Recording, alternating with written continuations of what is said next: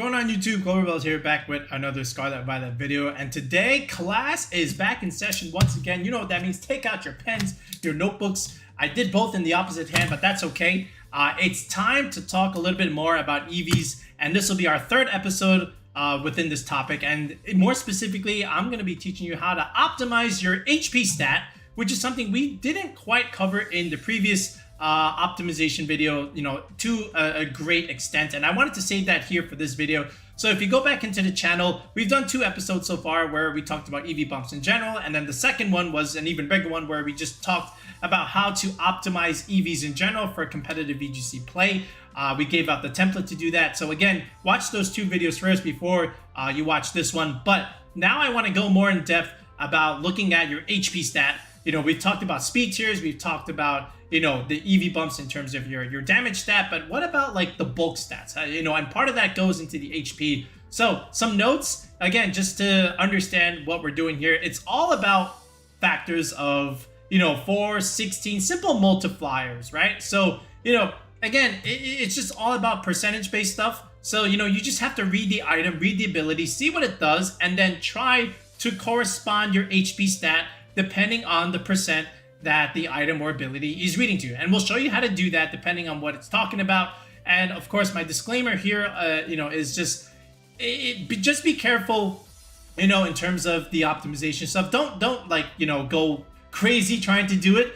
It's just a starting point, right? Because again, if you want to get to ladder and just start testing something immediately, chances are these EV spreads will change over time depending on how the meta develops, but at the very least, it gets you something to square one where you can at least go into ladder and start with something ideal rather than a standard 252 stat, right? So, and then at the end of the day, it's not worth it to quote unquote optimize if it means you have to forgo an important damage count, whether it be an offensive or a defensive damage calculation. Okay, so at the end, the damage calc will overturn the optimization because you still need to survive something or pick up KO. That's what's more important, rather than the quote unquote optimization stuff. All right, but at least, like I said, it gives us a starting point and it allows us to focus on multipliers, and that's exactly what I'm going to show you today. All right, so let's take a look at the first factor here. Okay, the first thing I want to look at is grassy terrain recovery along with leftovers. I group both of those 2 together because they follow the same rule. And really what it comes down to is a factor of 16, okay? Because if you read what grassy terrain does, as well as the leftovers recovery, you're getting 1/16 of your max HP per turn. So I call it the 16N rule, and you'll find all this stuff also online, whether it be like Smogon forums or whatnot. But at least for a video point of view, I wanted to at least show you visually how to do this stuff. But, common examples, again, look, 176, 192, 208, 224, 240. You notice anything common? They all go up by 16 every time. And that's good because, again, you're getting solid whole number recovery, no decimals, because if you're getting decimals, that means it rounds down. Always remember that in this game, Pokemon likes to round down. We don't want our HP to round down. We always want to round up when it comes to recovery. And the best way to do that is to go for these solid whole even numbers here that are factors of 16. So if I just go into Showdown here, Rillaboom itself, and it doesn't even have to be Rillaboom per se. It could be like any Pokemon that wants to optimize for the grassy terrain recovery if you have Rillaboom on your team or if you're counting for your opponent to bring Rillaboom against you. So right here, if I just put 1 point here in the HP stat like this, let me actually also take out my calculator so this way you can see it. But 176 will do this, okay? Because again, if you just do some quick math here, 176 divided by 16, that comes out to a perfect 11. That means we're getting 11 points of recovery per turn. And if I bump this to the next factor of 16, which is in this case 192, again 132 investment. You've seen me do this in all of my videos, and there's a reason for that. Again, it's because I'm trying to optimize for the grassy terrain recovery. So if I do the same thing, 192 divided by 16, it should be 12 this time because, again, it's the next step in the benchmark for grassy terrain recovery. And if I were to keep going, if this is 208, then I would get 13 points of recovery per turn, right? But I can't do that. I can only go to 207. But that's still like okay at the end of the day. And like I said, this also applies to Pokemon where you have Rillaboom on the same team. So if I had Sylveon here, I can do the same exact thing. Sylveon also possesses something like leftovers. So all in all, it's still the same thing. So at the end of the day, I could do something like this, where I can go to 176 in my HP, get that 11 points of recovery, or I can go to 192 here and also still get that point of recovery. And then, you know, after that, it's just, you know, looking at the rest of your EV. So just as a quick example here, I could do like 88 investment here, which will outspeed Dondozo Adamant. And, you know, under my Tailwind, if I do have Tailwind on the team, I can go for the first bump here, you know, with 76 investment here. And then, you know, if it is Calm Mind, I can just do this and then dump the rest here into physical defense like this. And this is how I'm able to create that optimal EV spread. Once again, just like in our second video, where I picked the speed tier, I went to a bump in my special attack stat, I optimized the HP for Grassy Terrain / leftovers recovery, and then after that, it was just leftovers that I dumped into, you know, physical defense. Okay, so that's pretty much it. Again, it's all about factors of 16. So as long as you understand that, then you can always optimize your HP. So now on the flip side, if we were to talk about sand chip damage from Tyranitar, which is again a common Pokemon in Regulation H, it would be the opposite, where you want to undercut that value by 1 point. So instead of that multiple of 16, you look for that, of course, but do one less. And I call this the 16n-1 rule. So instead of 176, 192, 208, 224, you know, stuff like 175, 191, 207, 223, these are optimal numbers for sand chip damage, because again, we want to round the damage that we're taking down instead of up. Okay, so a couple of examples of how this works. If I go here into Pokemon Showdown here, let me do Primarina first, and of course I will grab out the calculator once again. So I'll clear it, but again, if I go to, for example, the 176 mark, right? So let's go right here. 176 is good for Grassy Terrain recovery, but if we want Tyranitar optimization, we want to go 175, okay? And why is that? Because if I do the math here, 175 divided by 16, what is this number? This is 10.9375, okay? There's no such thing as taking 10.9 points of damage from sand. So what it means is you're just taking 10, okay? It rounds it down. But if I were to bump this up by 1 point, 176, now this goes to 11, and now I'm taking 1 extra point of sand chip per turn. Why would I do that? So what you really want to do is maximize the HP as much as possible just before you hit that breakpoint where you're taking the next plateau of sand chip damage, okay? Because look at this. Again, if let's say you put it to 172, okay, just as a random number, 172. 172 divided by 16, okay, that's still 10.75.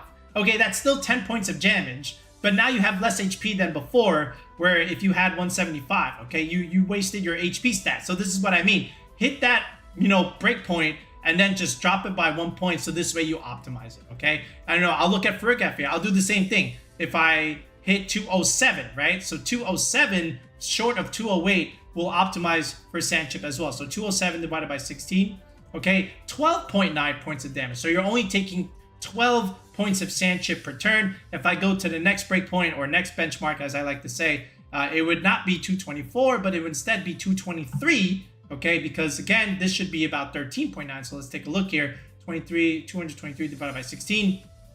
Okay, right? You see that? 13.9375. So instead of taking 14 points of sand chip, if I were at 224 HP, I'm taking 1 point less by going to 223, right? And again, it's all about rounding down, but this is the rule. Again, it's 16n-1. So just again, think about Grassy Terrain leftovers recovery, then just undercut it by 1 point, and you can maximize your HP like that. So, you know, if you had to do a very basic Ferrigaf spread like this, you could just do like Impus Nature, and then just go to the bump here, something like this. Very simple. You could do 110 investment, and then go to the next one, you know, 156, and then after that it's just leftovers there in special defense, and that's it. That is optimized for your sand chip damage. You hit the bump in defensive nature, and then after that you just dump the leftovers into special defense if all you want your Ferrigaf is just to be a bulky support Pokemon. If you had to do this with Primarina, more or less the same idea. You know, you could just do like Modest Nature like this.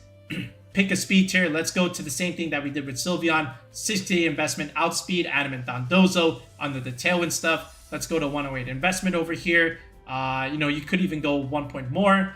You know, just 187. The second bump in the natured stat, and then after that, just dump the rest here into physical defense. And that's it. This is a basic Primarina set that, again, does what it's supposed to do. Outspeeds Dondozo under Tailwind, so this way you can haze it and remove all those buffs. you optimize it for sand chip damage, you hit the second bump in the special attack stat, and then after that, you dump the rest into physical defense, okay? This is all done more in our optimized EV spread video, but again, I just wanted to show you like the whole process of taking into account the HP optimization. All right, so hopefully that makes sense. Let's move on to the next part.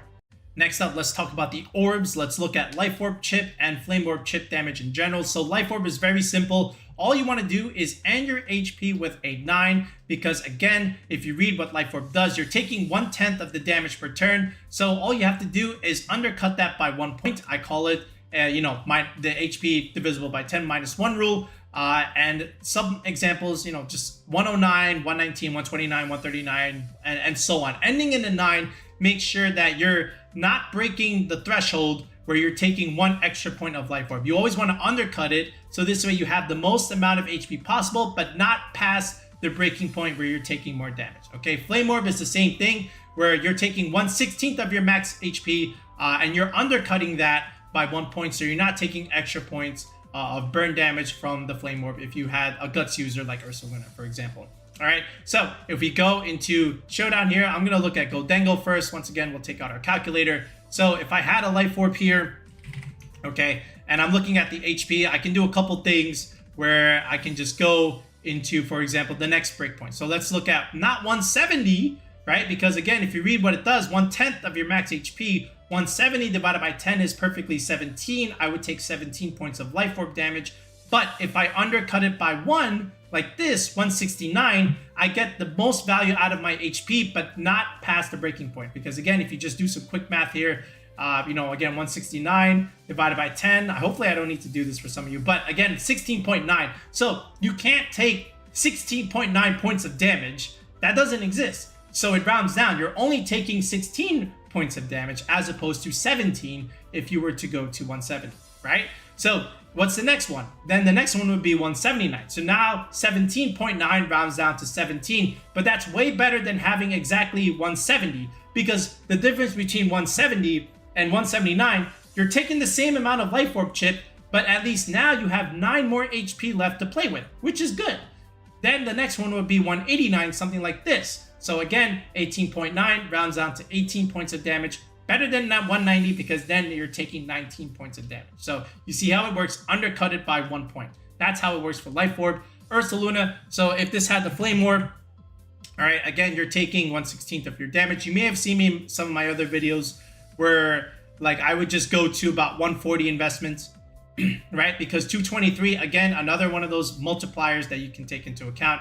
Because what is 223 divided by 16 yet again? That's going to be 13.9. So you're taking only 13 points of Flame Orb chip per turn. If I break the threshold and go to 224, now I'm taking 14.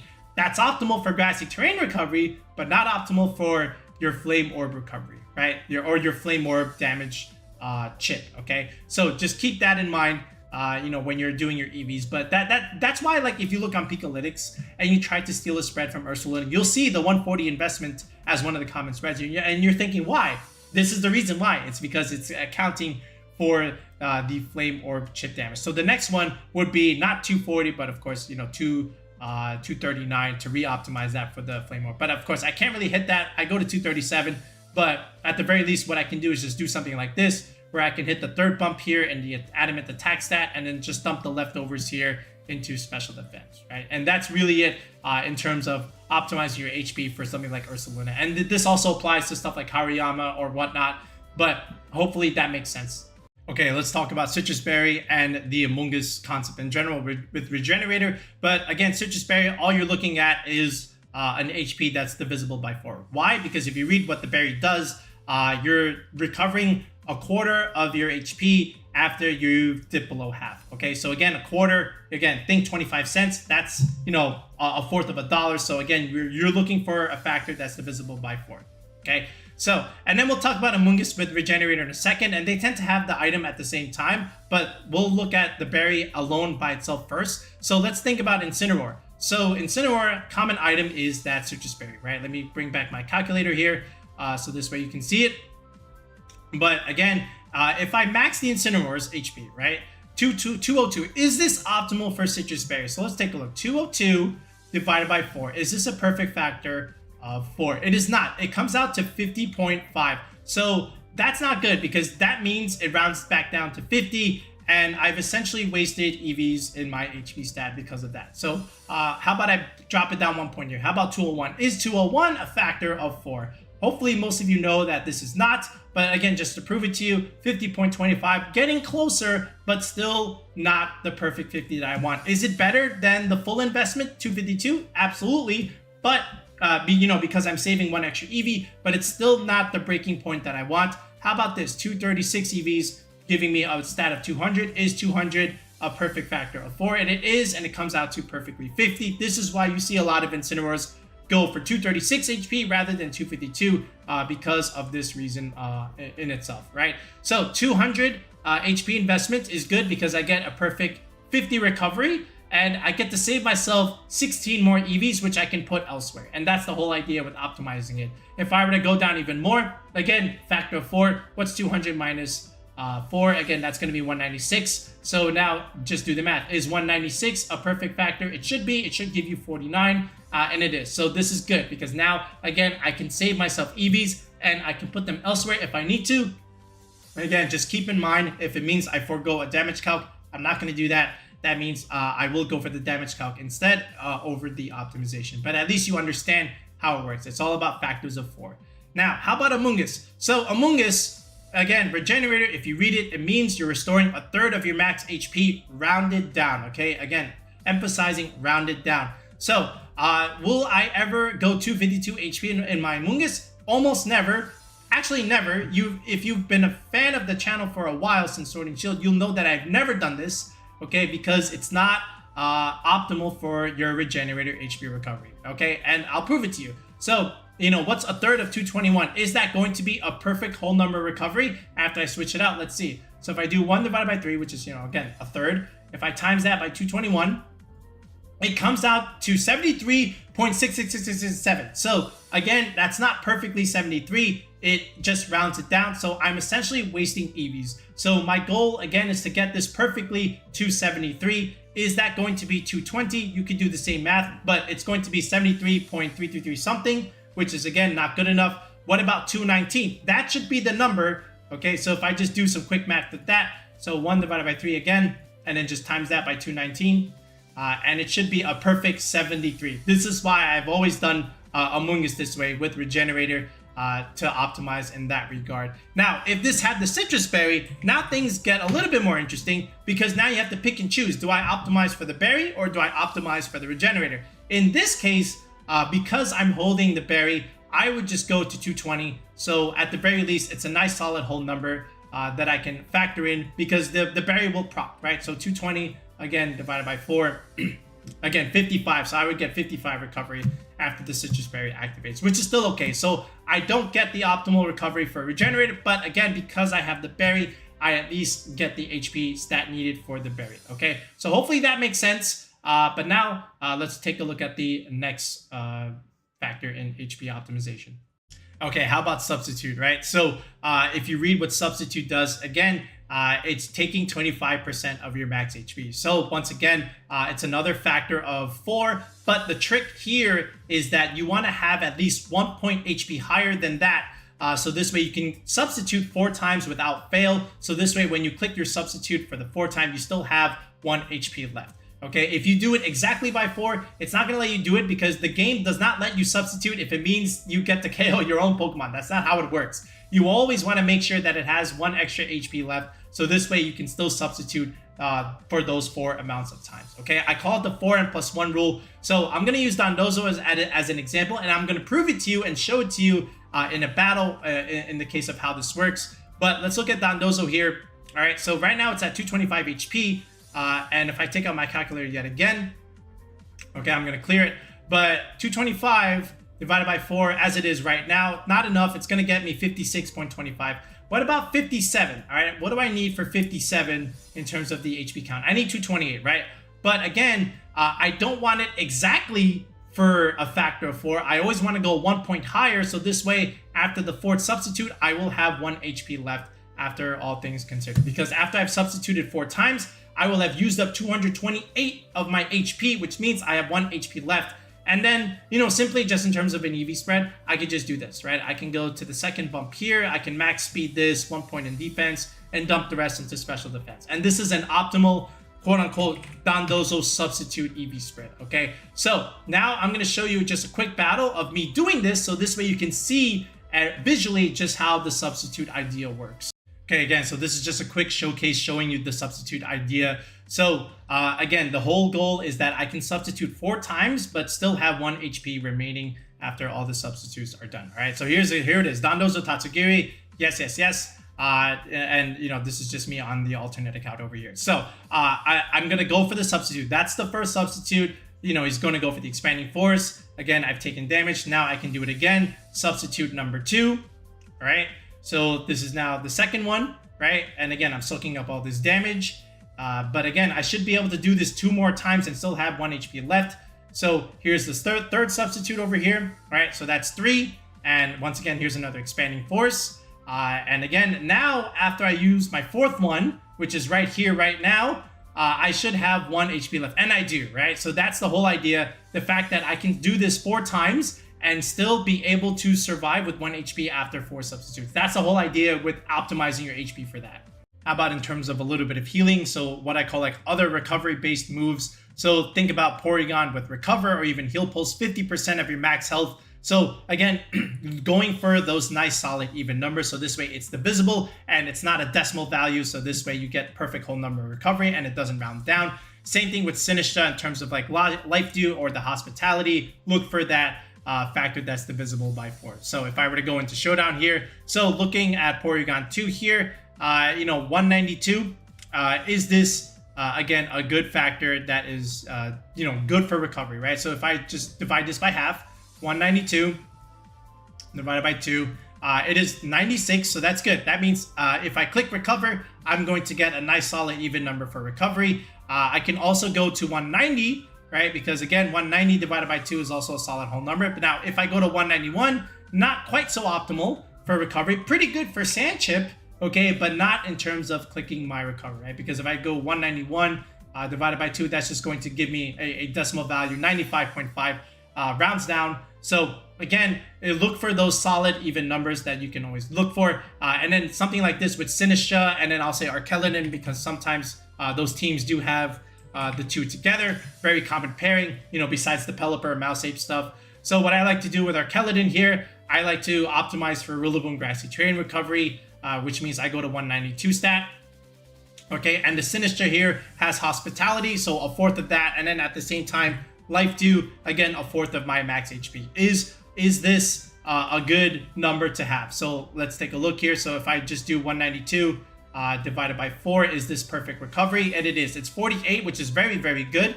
Now, the Sinistcha itself, how about this? So if I Life Dew, because again, I'm going to heal myself by a 4th, what number can I go for? If I go to 178, is this a good factor for Life Dew? And it's not 44.5, so that means I have to cut this a little bit, and this is why you go to about 176, because 176 is a much better number. So if I do 176 divided by 4, that comes out to 44, so that's very good. And this is why you'll see some investments like this where they'll go Bold Nature, they'll hit the bump here like this, 28 investment, and then just dump the rest here into special defense like this. And this is a bulky bold Sinistcha that again is optimized for quote-unquote Life Dew recovery. Same thing with the Arkeladin, also optimized for the recovery, you know, that you're going to get from Sinistcha, both from Hospitality and the Life Dew. So this is how it works. This is how you optimize it. All right, what about Belly Drum, Citrus Berry stuff? So something you'll see this with Snorlax or even Azumarill, where they're going for the Belly Drum setup. And the key thing here is just making sure that you're able to eat the berry after you go for Belly Drum, because if your HP is not at half or less, then you're not going to activate the berry, and then you're just going to, you know, take all that damage. So one way to really understand that is just make sure that your HP number is where it needs to be. And, you know, ideally you want that divisible by 4 factor, but also it's perfectly whole with no decimals. So, you know, just in the case of Snorlax over here, let's say if I did my Adamant investment 156 and I dump the rest here into defense like this, 252. And then how much HP do I really need? Let's say I dump all this into HP. Is this enough? And we can even check that here in a second. So let's take a look at our calculator over here. Okay, so again, just clearing that. but 248 divided by 2, again, comes out to 124, which is great, right? So that means if I click belly drum now, I will be able to eat my berry, and then I will get a certain number of recovery, which I can tell you in a second. 248 divided by 4, 62 points of recovery. That's good. What if this wasn't the case? What if I did this? What if I did 249 HP as opposed to 248? Can I activate the berry? The answer is no, because if you do 249 in half, it comes out to 124.5. It rounds down to 124, which means you're not going to eat your berry, because 124 and 124 is 248. And that's a little bit short than 249. So you're short 1 HP, which means you don't get to eat your berry. So always make sure that you're within range of your Sitrus berry when it comes to the belly drum stuff. Now, for Charizard, this is a factor of 1/8 of your HP. So again, very simply, is 153 a factor of 1/8? It's almost like Life Orb in all honesty. They kind of share the same kind of factors. So as long as you understand that, then the calculation for the solar power is still totally fine, right? Again, 1/8 of your max HP. So if I were to do this right now, like 1/8 times 153 investment, not 153 investment, my stat, it comes out to 19. So I want to bump this a little bit more. I want to go to like about 19.9. So this way I'm still taking 19 points of solar chip damage, right? So either way, I can just bump it up to 159 like this. So now if you do the same calc where you're doing 159, I'm sorry, again, 1/8 of that times 159. And now it comes out to 19.8, which is good. So now this means I'm still taking 19 points of solar power chip, with the Charizard, but I still have a little bit more HP value, right? Because where it was 0, where I had 153 versus 159, I have 6 more HP left to play with. So now I can just simply do this. I can go timid investment and then just dump the rest into special attack like this, right? And this is a quote-unquote optimal solar power, even Life Orb with the Charizard, which is something that you saw a little bit more in Sword and Shield. But now you'll see more choice specs, choice scarf Charizards, so this way they can outspeed things or even just do more damage simply. But at the very least, this is still optimized for the solar power optimization.